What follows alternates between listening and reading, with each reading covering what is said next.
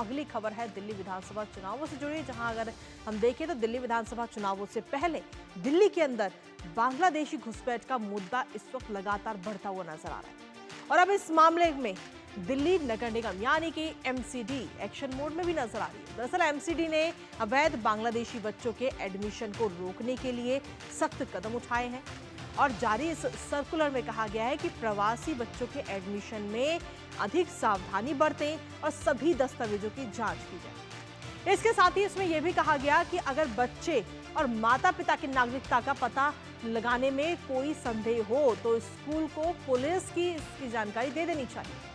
हालांकि अब इससे पहले दिल्ली में सालों से अवैध रूप से रह रहे बांग्लादेशी घुसपैठियों की पहचान करने की कार्रवाई दिल्ली पुलिस ने भी तेज कर दी है। वहीं बांग्लादेशियों की पहचान व घर पकड़ के लिए 2 हफ्ते पहले ही शुरू किए गए इस अभियान के तहत दिल्ली पुलिस ने अब तक कई सारे संदिग्धों की पहचान वो कर चुकी है। जहां दिल्ली में अगले साल विधानसभा के चुनाव होने हैं और उससे पहले बांग्लादेशी घुसपैठियों का मुद्दा लगातार गर्माता जा रहा है।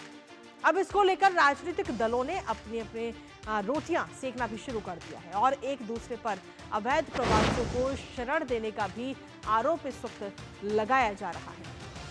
तो ऐसे में जो तमाम राजनीतिक दल हैं वो इस वक्त सवाल उठा रहे हैं, एक दूसरे पर आरोप लगा रहे हैं, लेकिन कुल मिलाकर अगर हम देखें तो लगातार बांग्लादेशियों पर बड़ी चोट इस वक्त प्रशासन की तरफ से की जा रही है, सरकार की तरफ से की जा रही है। बांग्लादेशी छात्रों की अब पहचान होगी और दिल्ली सरकार की तरफ से आदेश हुआ है और ऐसे में सीधे तौर पर यह आदेश दिया गया है कि जो अप्रवासी हैं उनके बर्थ सर्टिफिकेट ना बनाए जाएं। तो ऐसे में चुनाव से पहले घुसपैठियों की तलाश जो है वो लगातार जारी है। दिल्ली पुलिस भी अपना एक अभियान चला रही है, लेकिन इसी बीच स्कूलों की तरफ से भी ये अभियान है। और वहीं अगर हम देखें तो बांग्लादेशी नागरिकों के अवैध प्रवास को लेकर के भारतीय जनता पार्टी के नेता हैं अमित मालवीय। उन्होंने अरविंद केजरीवाल पर कई सारे आरोप लगा दिए हैं। दरअसल एक्स पर अपनी पोस्ट में अमित मालवीय ने लिखा है कि अरविंद केजरीवाल की आम आदमी पार्टी एक सुसंगठित नेटवर्क के माध्यम से दिल्ली में रोहिंग्या और बांग्लादेशी नागरिकों के अवैध प्रवास को सक्रिय रूप से बढ़ावा दे रही है और इस राष्ट्र विरोधी अभियान में ध्यान हटाने के लिए उन्होंने भाजपा पर पूर्वांचलियों के वोटर कार्ड रद्द करने का झूठा आरोप लगाया है। अब ऐसे में अगर हम देखें तो उनकी तरफ से ये कहा गया है कि अब उनकी चाल और झूठ दोनों ही पूरी तरह से उजागर हो चुके हैं। अरविंद केजरीवाल पर सीधे तौर पर हमला बोलते हुए नजर आए अमित मालवीय। उन्होंने कहा कि दिल्ली पुलिस ने फर्जी आधार और वोटर आईडी कार्ड बनाने वालों की धरपकड़ की जा रही है। एक फर्जी वेबसाइट के पीछे के प्रौद्योगिकी विशेषज्ञों का भी पता लगाया जा रहा है। साथ ही उन्होंने कहा कि पूर्वांचली महिलाओं के वोटर कार्ड रद्द करने के केजरीवाल के दावों को भी सीधे तौर पर इस वक्त खारिज कर दिया गया है। अमित मालवीय की तरफ से भाजपा पर पूर्वांचलियों के वोटर कार्ड रद्द करने का झूठा आरोप लगाया गया। तो ये तमाम बातें जो हैं ये अमित मालवीय की तरफ से कही गई हैं। और वहीं दूसरी तरफ अरविंद केजरीवाल के भी आपको बता देते हैं। वो कह रहे हैं कि हम किसी भी हालत में बीजेपी को दिल्ली में रोहिंग्याओं को नहीं बसाने देंगे। भारतीय जनता पार्टी पर आरोप लगाते हुए नजर आए। दिल्ली के गरीबों के फ्लैट, उनके रोजगार, उनके हक की सुविधाएं सब उनको दी जाएंगी। तो सीधे तौर पर हम देखें तो चुनाव आने में अब मुश्किल से 2 महीने का ही वक्त रह गया है और ऐसे में अरविंद केजरीवाल का भी एक और चुनावी स्टंट, किसी हालत में बीजेपी को रोहिंग्याओं को नहीं रहने देंगे, हम किसी हालत में बीजेपी को दिल्ली में रोहिंग्याओं को नहीं बसाने देंगे। और ये तमाम बातें कहते हुए अरविंद केजरीवाल भारतीय जनता पार्टी पर हमलावर होते हुए नजर आए। तो ये तमाम जो चुनावी स्टंट है वो इस वक्त देखने को मिल रही है और कहीं ना कहीं राजनीति भी इस वक्त देखने को मिल रही है। रोहिंग्या मुद्दे पर किस तरीके से अपनी राजनीतिक रोटियां सेक रहे हैं वो भी आपको बता देते हैं। बांग्लादेशी अवैध प्रवासियों को लेकर दिल्ली सरकार ने भी आदेश जारी किया। शिक्षा विभाग ने दिल्ली में सरकारी और निजी स्कूलों को सीधे तौर पर ये निर्देश दे दिया है रोहिंग्या मुद्दे को लेकर के और इस निर्देश के अनुसार अवैध बांग्लादेशी प्रवासियों के नामांकन को रोकने के लिए सरकार सख्त इस वक्त नजर आ रही है। छात्रों के दस्तावेजों की सत्यापित करने का काम किया जाएगा। इसके साथ ही अगर हम देखें तो बांग्लादेशी घुसपैठियों के अनाधिकृत एडमिशन रोकने के लिए अब कड़ी जांच की जाएगी। तो रोहिंग्या मुद्दे पर किस तरीके से राजनीति अपनी सीख रहे हैं अरविंद केजरीवाल वो आपको बता रहे हैं।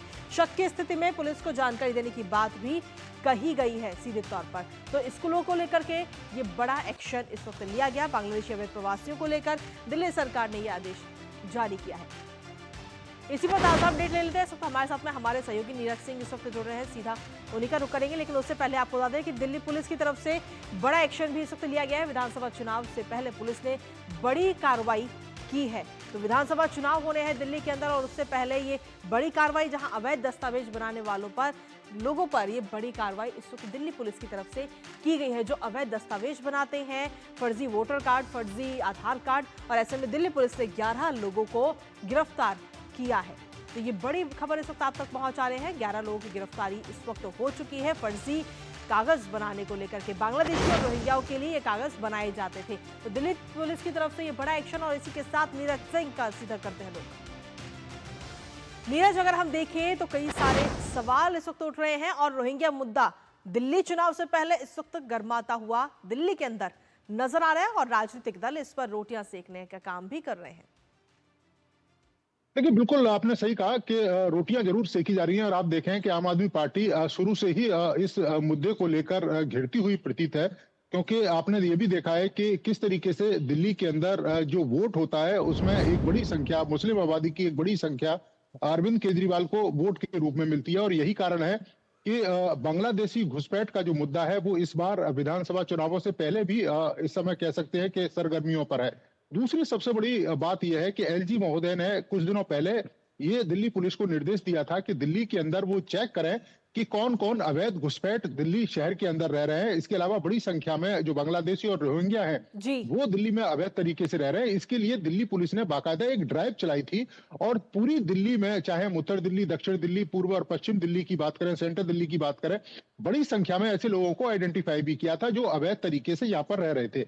अब ये एक बड़ी कह सकते हैं कि घटना सामने आई है कि 11 लोगों को दिल्ली पुलिस ने गिरफ्तार किया है और ये 11 वो लोग हैं जो एक गिरोह के रूप में काम कर रहे थे और खासतौर से बांग्लादेश से जो बांग्लादेशी भारत की सीमाओं में प्रवेश करते थे जंगलों के माध्यम से, उसके बाद ट्रेन पकड़कर दिल्ली आते थे। 11 लोग जो पकड़े गए वो इनके टच में रहते थे।